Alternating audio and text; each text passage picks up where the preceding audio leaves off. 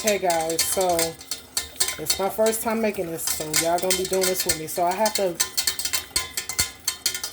let this get a little smooth like that, and then add ribbons of the eggs in here through the fork,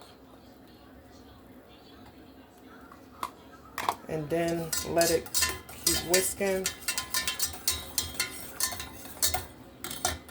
Then add it through the fork to add ribbons, because you want it to be ribbons.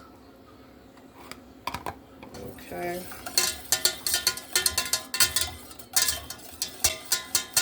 Okay, so I'm going to finish this up, guys, and then I'm going to get this all plated up. Remember, I love you all. Learn something new every day. Stay safe, stay blessed, and stay positive. See you next time.